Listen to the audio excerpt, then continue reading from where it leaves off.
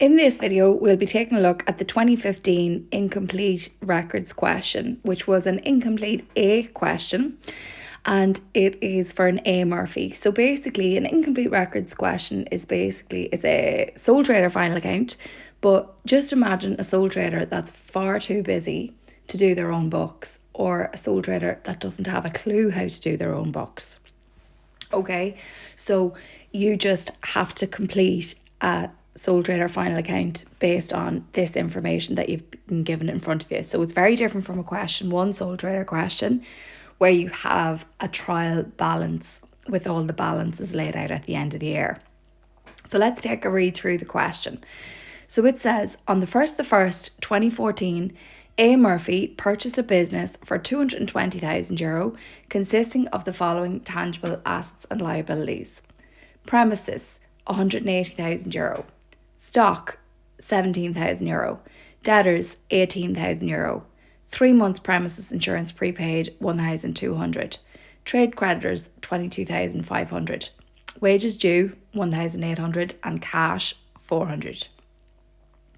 During 2014, Murphy did not keep a full set of accounts, but was able to supply the following information on the 31st of the 12th, 2014. Cash payments, lodgements €110,000, general expenses €45,800, purchases €86,200. Bank payments, creditors €42,100, light and heat €6,800, interest €1,500, annual premises insurance premium €3,800, standing order for charitable organisation €3,000, delivery vans €35,200. Bank lodgements, debtors €34,000, cash €110,000, dividends €4,000. Murphy took goods from stock to the value of €100 per week and cash €120 per week for household expenses during the year. Murphy borrowed €120,000 on the 1st of the 9th, 2014, part of which was used to purchase an adjoining showroom costing €90,000. The remainder of the loan was used to purchase furniture. It was agreed that Murphy would pay interest on the last day of each month at a rate of 5% per annum. The capital sum was to be repaid in a lump sum in the year 2022, and to provide for this, the bank was to transfer €1,250 on the last day of each month from Murphy's business bank account into an investment fund commencing on the 30th of the 9th, 2014. Murphy estimated that 25% of the furniture, 20% of interest payable for the year, and 25% of light and heat used should be attributed to the private section of the premises. On the 31st of the 12th, 2014, goods with a sales value of €6,000, which had been sold on credit at a markup on 20% on cost, had not been recorded in the books. An invoice was issued to the debtor on the same date. The goods were still in the warehouse and were included in closing stock. Included in the assets and liabilities of the firm on the 31st of the 12th, 2014 were stock, €16,200, debtors, €20,400, trade creditors, €32,600, cash, €600, electricity due, €380, and €30 interest earned by the fund to date. Okay, so what are you asked to do? So part A, you're required to do a trading profit and loss account for the year ended 31st of the 12th, 2014. And part B, do a balance sheet as at the 31st of the 12th, 2014, and always show your workings. And part C then, you've got a bit of theory, which says explain the accruals concept and why it is fundamental to accounting practice. Okay, so 100 marks here. So I would suggest that we complete A and B together like we would do in question one. So here is the marking scheme for that. So you can see it's a very simplified version of our trading profit and loss and balance sheet. Okay, and then you can see the bit of theory then on the bottom left hand corner. So for 8 marks, there's a lot required of you. Okay, so first things first, like our question 1 final accounts, we would do out the layout. So if you want to pause the video now and write out this layout. Now before you do, just note they're not as strict on the splitting up the expenses as they are in question 1, but there's no harm. You know, what you could do instead, you could write S&D up here and you could write admin here, and you could just list them out wherever, you know, they needed to go, but absolutely no harm in putting them all in together. I haven't seen them being too strict on that so far. Okay, so what I want you to remember here with incomplete A, okay, I want you to remember that smart people generate business. So just pause the video and write that down. Smart people generate business. Okay, so what's that all about? Well, it's for the things that you have to remember that you have to work out. So you have to work out sales, you have to work out purchases, you have to work out goodwill, and you have to work out bank. Okay, so sales, purchases, goodwill, and bank. So they are things that we are not being given, okay, and we have to do a bit of work in order to work them out. So sales, so we haven't been told what the sales figure is, but we can assume that every time the business got their hands on a bit of cash, it was because they made a sale. And also, you know, there's not just cash sales, there are credit sales, so selling goods on credit, so buy now, pay later, so you're selling them to your debtors, okay? So if we look for the word cash and we look for the word debtors, we can tot up what our sales must have been. So looking for cash, first of all, so you can see cash at the start of the year was €400. They would have made that last year, so we're going to minus that 400. Looking a bit further down, then you can see those cash payments. So they had the money to be able to pay for these things. They had the cash to be able to pay for these things. Therefore, they must have made that cash, and they would have made it through sales. So you're going to add the 110 lodgements, the 45,800 general expenses, and the purchases 86,200. Then later on down, you can see the same 110 in the cash or in the bank lodgements. Okay, so that is the same 110. So don't use that twice. In the next line, you can see Murphy took goods from stock to the value of €100 per week and cash 120 per week. So 52 weeks in the year multiplied by €120 cash is €6,240. Okay. Then the next time we see cash, it is at the bottom of the question. Okay, and it is €600 closing cash, and so they must have made that this year, so we add that as well. So scanning down through the question, they're the only times that we see cash, so we're just taking note of it and adding and subtracting as we need to. Next, we can move on to the debtors, so the sales on credit, so selling goods on credit, so we're looking for the word debtors. So start of the year, you have your debtors 18,000, so that was from the 1st of the 1st. So you, okay, would have made those sales. A. Murphy would have made those sales last year if those people still owed them at the start of the year. So we're going to minus that 18,000 that was made last year. Next, we can see the bank lodgements. The next time we see debtors is 34,000 there, so we add that 34,000. Then, second last paragraph, on the 31st of the 12th, 2014, goods with a sales value of €6,000, which had been sold on credit at a markup of 20% on cost, had not been recorded in the books. An invoice was issued to the debtor on the same date. The goods were still in the warehouse and were included in closing stock. Okay, so goods with a sales value of 6,000. Okay, they were sold on credit to a debtor. So the debtor owes us that 6,000. That's the sales price. That's how much we sold it to them for. And then the last paragraph, we've got debtors 20,400. So we tot that all up, all those sales figures, right? We do the workings on that, and we get 290,840. Now, as always, you see there, I like to do my workings in brackets. Like, there's no need to do separate working on a different page for this. You can if you want. But 290,840, as long as all the figures are there for the examiner to see, that's your workings. That's absolutely perfect. And there's no problem with putting the workings on the face of the accounts in this question. Next, we'll look at the purchases. Okay. So smart people generate business. So smart was our sales, people is our purchases here. So cash purchases. So we're going to look for the words cash and purchases. And then in the credit purchases, we're going to look for the word creditors. Okay, so top of the question, first time we see purchases and we see cash. So I know that that is a cash purchase because it has the cash payments there. So purchases 86,200.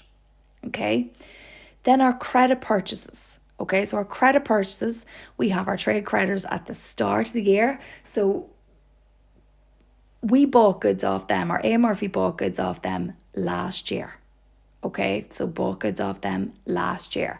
So therefore, there were purchases made last year, we will minus.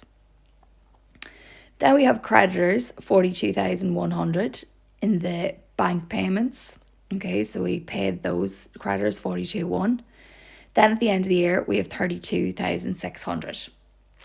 Now, as well as cash purchases and credit purchases, what we usually see in purchases as well with a sole trader is drawings. So a sole trader sometimes like to take goods out of the business for their own personal use. Okay, so therefore, we have to look out for that. And as we know, Murphy took goods from stock to the value of €100 per week.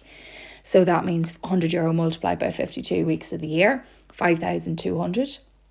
So we have to account for that when we're working out our purchases. So our total purchases there, 133,200. And again, you can decide where you want to do your workings, but on the face of the accounts is absolutely fine as well. So 133,200 there. So smart people generate sales. So generate is going to be our goodwill. So goodwill is an intangible fixed asset, and it's about the reputation of the business that this person has just bought. So A. Murphy has just bought a business, okay? And it consists of the following tangible assets and liabilities, okay? So tangible liabilities, or tangible assets and liabilities, the ones that we can see, okay? We can touch them. So goodwill is a reputation, we can't touch that. We can't see that. So that is an intangible fixed asset. So if you were buying a business tomorrow, and you knew that business was a very successful business, lots of customers coming through the door, all right, you're going to be paying more for that business because it has great customers that you are likely to keep if you buy the business. Okay, so what we do is we just list out all of the assets and liabilities that have been listed out here. Okay, so premises is an asset, stock is an asset, debtors is an asset, 3 months premises insurance prepaid is an asset, trade creditors is a liability, wages due is a liability, and cash is 400 is an asset. So we just tot up the sum of the assets and minus the sum of the liabilities, and that means that the assets minus liabilities, the tangible assets minus liabilities, is 192,300. So that's the tangible stuff. But we didn't pay that for the business. The business we paid 220, or A. Murphy paid 220 first. Okay, so 220 minus the 192,300 is 27,700 euro goodwill, and that is your intangible fixed asset up there. So goodwill 27,700. Now then we've got the bank account. Okay, so bank account, we have to do a huge big T account, and this can be a lot of work, and a lot of students can get this wrong because there's just so much going on here. So we just always have to take care as we're scanning down through the question. So you can see we're just going to be looking for everything about the bank here, okay? But at the top of the question, A. Murphy purchased a business. Obviously, they had to put that money into the bank, and then the money came out of the bank, so in and out. And we do this because sometimes in some questions we might see that A. Murphy, for example, might have put in more than 220. So imagine A. Murphy put in 250. So we do have to put that in because some questions you'll see that they have put in a little bit more. Okay, then we've got our bank payments. So we're just listing out all of our bank payments there. Then we've got our bank lodgements. So again, listing them out. Then two paragraphs later, Murphy borrowed 120,000, so that's money in. part of which was used to purchase an adjoining showroom costing 90, and the remainder to furniture. So the remainder there is 30,000, and that's money out.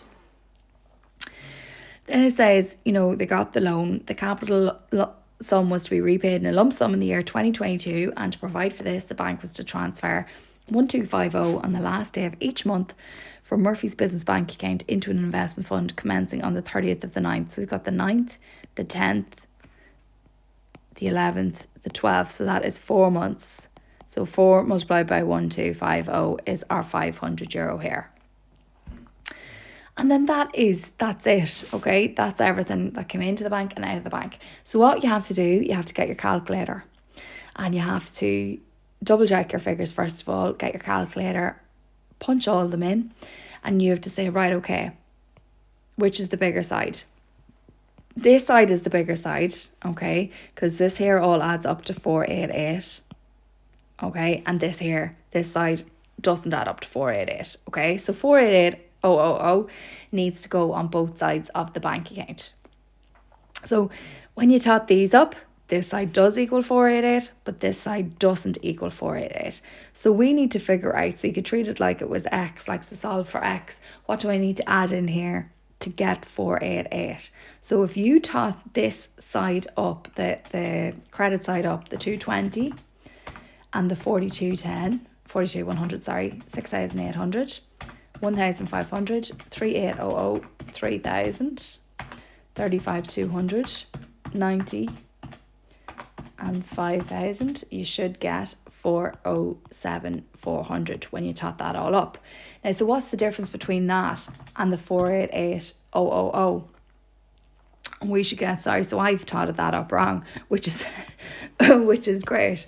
So I've got my old Casio calculator here, real retro, so the buttons are a bit stiff. So it's 220,000, 42,100, 6,800, 1,500, 3,800, 3,000, 35,200, 90,000, 30,000, and 5,000.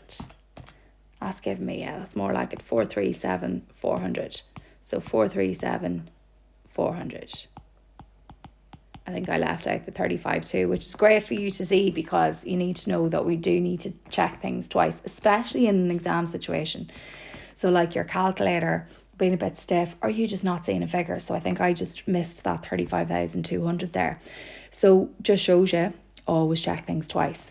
Okay, so the balance carried down, 50,600. Then when we add that, we do get 488,000. And then we bring this balance over here, 50,600, and then that is going to be in the balance sheet in the current assets, that 50,600. So it's only usually 4 or 5 marks for this bank account, and there's a lot of work in it.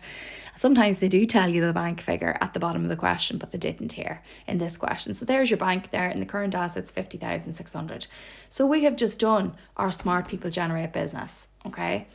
Our sales, purchases, goodwill, and bank. Okay, so that's what we have to look out for in incomplete records A. All right, so now what I would suggest that we do, we go back to the question and we start at the very bottom. We are going to take a look at all of these assets and liabilities at the end of the year, because what a lot of students do is they put a lot of assets or liabilities from the start of the year that don't belong in the balance sheet at the end of the year in. So say, for example, people put the opening debtors in as the closing debtors. People put the trade creditors in, the opening trade creditors as the closing trade creditors. So it's very important that we don't make that mistake. So that's why I'm coming down to the last paragraph first. So included in the assets and liabilities of the firm were stock, 16.2, so that can go into the closing stock in the TPL. And then in the balance sheet, you can just wait till you get your closing stock figure worked out in the TPL before you put your figure over here. Then we have debtors, 20,400, so we'll put that into a bracket as well. So debtors, 20,400. Trade creditors, 32,600 into creditors minus 1 year. Then we have cash, 600 in the assets. Then we have electricity due, in the creditors minus 1 year. So electricity due, 380. And that's electricity due at the end of the year. So we must have used that electricity during the year. So into the light and heat working in the TPL, we put 380. The next part is something that confuses a lot of students. €30 interest earned by the fund to date. So I want you to note, right, let's look at this language here, included in the assets and liabilities of the firm on the 31st of 12. So that means that €30 interest earned is also an asset. So we can have the investment income put in there into the 30 into the TPL, but then also that investment income, this is different to question 1 now, that investment income has stayed within that asset. Okay, so investment fund, €30 in the financial assets there. Right, so that's the last paragraph done. First paragraph then. On the 1st of the 1st, A. Murphy purchased a business for 220. That is capital. So put your 220 into capital there. Consisting of the following tangible assets and liabilities. So premises. So we can put the premises into the tangible fixed assets. So we can assume we still have that at the end of the year. The stock, 17,000, will go into our opening stock in the TPL. The debtors, so remember, this debtors is not this debtors figure here. Okay, and a lot of people do make that mistake. So we don't need to use that debtors figure. We've already used it to work out our sales, so we don't need it again. Then we have 3 months premises insurance prepaid, so 1,200. But if at the start of the year we've 3 months premises insurance prepaid, and if we pay another year during the year, we will have 3 months insurance prepaid at the end of the year, which will go into the current assets. Okay, so just take note of that. When we read down through the question first, we did see that there was 12 months insurance premium there. Okay, trade creditors then. So remember, we do not put them in because we've already got the creditors at the end of the year. Then wages due at the start of the year. So that relates then to wages from last year. So we're going to take that 1,800 out of our general expenses for this year. Because remember, if it is an expense or a revenue that doesn't relate to the current year, we have to get it the hell out of our trading profit and loss for that year. And cash at the start of the year, we're not going to be putting that in because we have used our cash at the end of the year. So we've used the right cash figure in the balance sheet there. So that's the last paragraph done. And you're building up tons of points, tons of marks here as you're going along. Okay, so that's that done. We've got this done. During 2014, Murphy did not keep a full set of accounts, but was able to supply the following information. So I want you to imagine A. Murphy being the busiest sole trader, okay, in all of the land. They're very busy.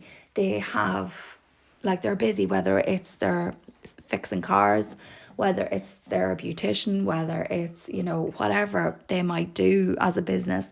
They're too busy doing their functions of their business, but they're not doing their book work. Okay, so that's what an incomplete records is.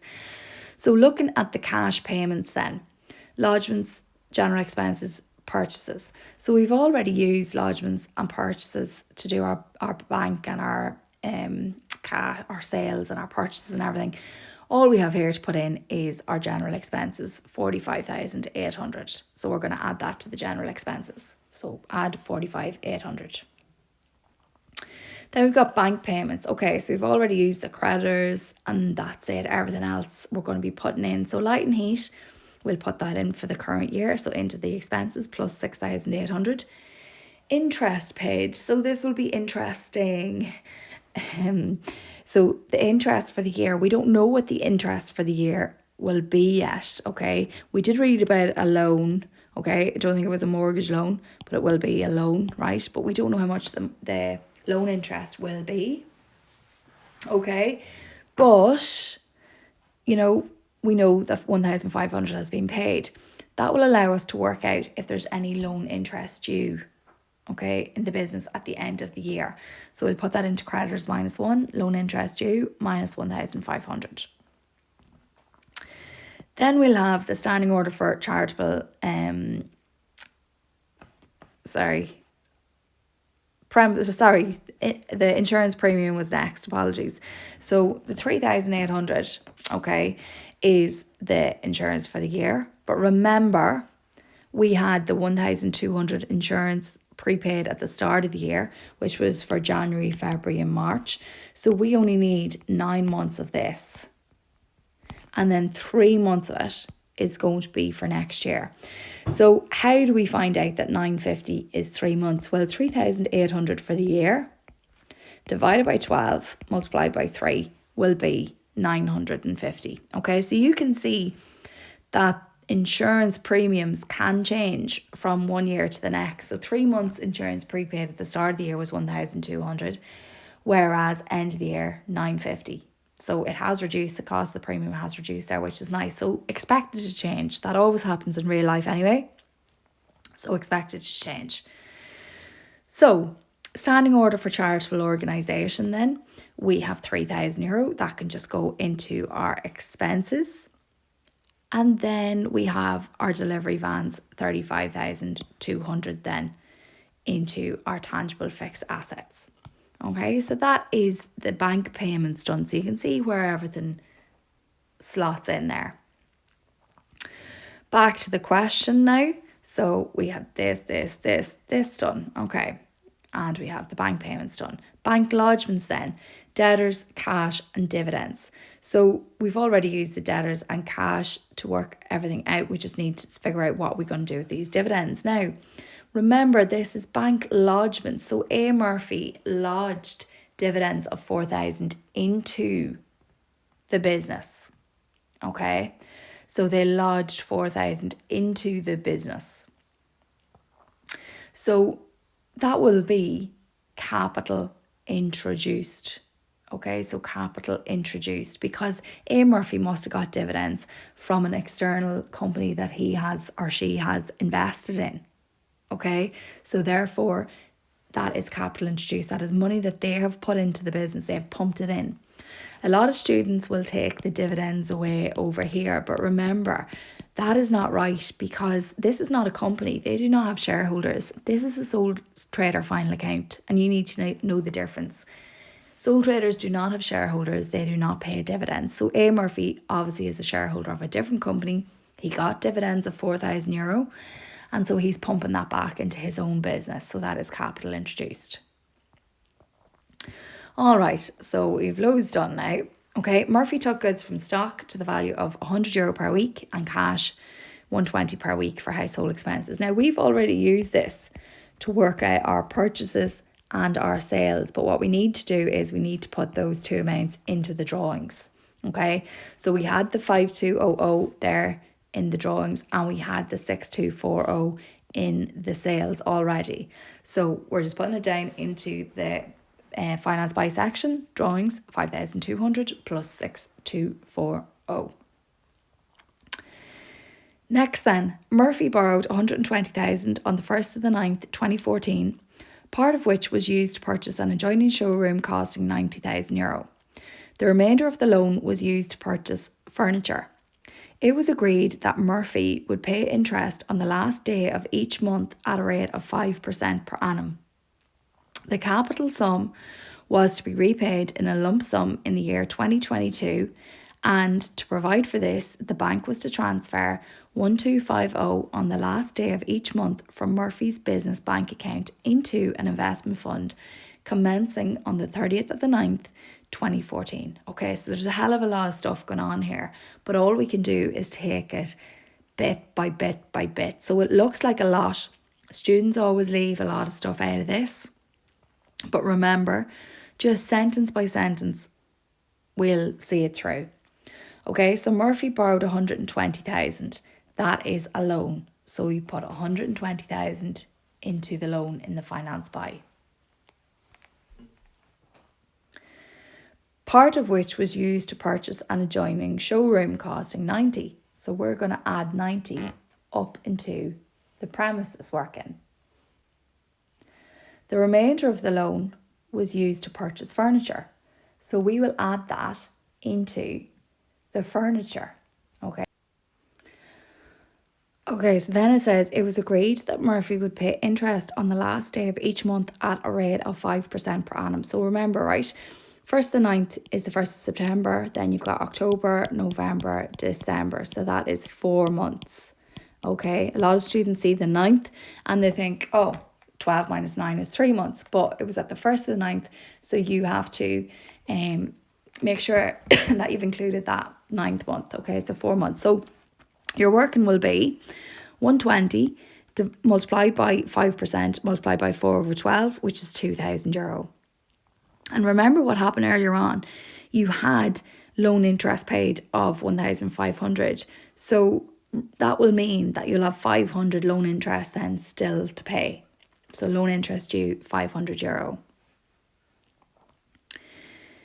Right. So we're up to here now, okay? Then it says the capital sum was to be repaid in a lump sum in the year 2022, and to provide for this, the bank was to transfer 1,250 on the last day of each month from Murphy's business bank account into an investment fund commencing on the 30th of the 9th, 2014.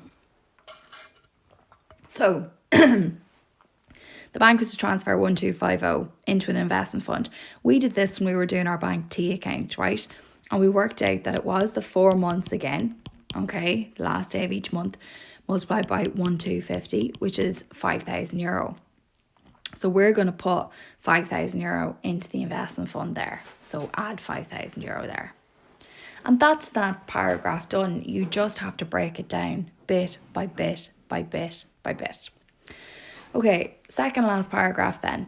So Murphy estimated that 25% of the furniture, 20% of interest payable for the year, and 25% of light and heat used should be attributed to the private section of the premises. Okay, so 25% of the furniture. So the furniture was 30,000, multiply that by 25%, that's 7,500. So we take the 7,500 away and we add it to the drawings.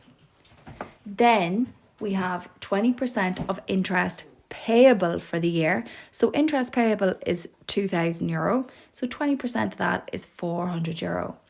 So in the business part of it, the TPL, we're just going to multiply it by 80%. So we've got 1,600. And then to the drawings, we'll add 400 to the drawings. Then 25% of light and heat used. Okay, so our light and heat is 380 and our 6800. If we multiply that by 25%, we're going to have light and heat 5385, but then to our drawings we will add the 1795. So just remember, the TPL is for the business, okay? And so you can't have anything that you've taken out for drawings in the TPL. You have to put the drawings over in the less drawings, which is taken away from your net profit figure. So that's that paragraph done. So now we only have one paragraph left to do. We've all of these bits done so far. So on the 31st of the 12th, 2014, goods with a sales value of €6,000, which had been sold on credit at a markup on 20% on cost, had not been recorded in the books. An invoice was issued to the debtor on the same date. The goods were still in the warehouse and were included in closing stock. So on the 31st of the 12th, 2014, goods with a sales value of 6,000, which had been sold on credit, markup on cost of 20%. So 6,000 is 120%. So we sold them, A. Murphy sold them to another business at 120%, so cost plus 20% markup. So the invoice was issued to the debtor on the same day. All right, the goods were still in the warehouse. Now we have already added the 6,000 to sales, okay, but we haven't added the 6,000 to debtors, and we still have the closing stock, okay, in our accounts, but we need to take that out. So we need to find out what is the amount of the closing stock. So if we divided that by 120 and multiplied by 100, we would get that the value of the closing stock was €5,000. So we're taking the €5,000 away from the closing stock, right? So we've got 11,200 closing stock in total then. And then we put that in our balance sheet also. Then our debtors, we're adding 6,000 to debtors, and we get €26,400 in the debtors there. So that is us completely done. Like, we already put the 6,000 into the sales there. That's us completely done, right? We're done. We have read everything. We have put everything in. And now it's time for us to just tot everything up. So we'll tot up our cost of sales. So our cost of sales, 139. So that was our 17 opening stock plus 133,200 minus 11,200. That is 139. That gives us a gross profit of 151,840. Now, note we had no selling and distribution expenses. And as I said, it's totally fine to not separate them up. If you want to do S&D up here, and if you want to do admin here and just list them underneath, that's absolutely fine as well. But the insurance totting that up, 4050. General expenses then, 44,000. Tot up all of our expenses there, we get 56,435. We take that away from our gross profit figure, and we get €95,405. We add our investment income of 30,000. We take away our 1,600 interest, and we get 93,835 net profit, which we then put over here into our balance sheet. Then we tot up our premises, our delivery vans, and our furniture. We make sure to tot them all up. We tot up our investment fund, 5030. Our total fixed assets then, don't forget to add in your goodwill to this figure, okay, is then 360,430. Then you tot up your current assets. You make sure you just bring all your workings out. That gives you 89,750. You add up your creditors, your electricity due. We've got 33,480.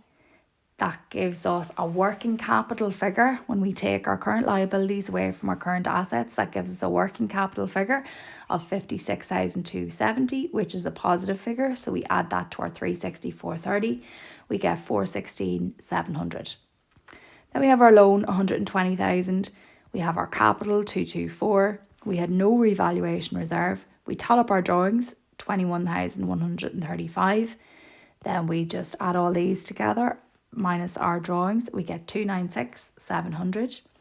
And that gives us a capital employed of 416,700, which is the same as our total net assets there. So we are laughing. Okay, if you want to pause the video there and make sure you have all those figures written in. Okay, last thing that we have to do, we'll do this pretty quickly, explain the accruals concept and why it is fundamental to accounting practice. So 8 marks. So the accruals concept matches expenses and gains to a specific period. All expenses incurred and income gained in a particular period must be included in the accounts of that period, regardless of whether they're paid or received or not. So for example, we had electricity due in this question, but for the current year, it has to be included in the accounts even though the bill hasn't been paid until the next year, as the expense refers to this year. So everything for this year goes into the TPL, whether you have paid it or not. So if it relates to this year, we put it in. Okay, we put it in, even if we have not paid it, even if we have not received it. So advertising prepaid should not be included in the current year's accounts as the payment refers to the following year. Similarly, all revenue income must be included in the accounts of that period, whether received or not. Items sold on credit must be treated as income immediately and not when money is actually received. So if you think about your sales up here in your TPL, you have debtors down here in your balance sheet in your current assets. They haven't paid you yet, but we still have to put the sales figure up in the TPL. So financial statements are prepared on an accruals rather than a cash basis. If financial statements are not prepared on an accruals basis, profits and assets will be overstated or understated for the period covered by the statements because expenses and income included or excluded may refer to a past or future period. So that is the theory there for the incomplete records question of 2015. And that's the question completely done.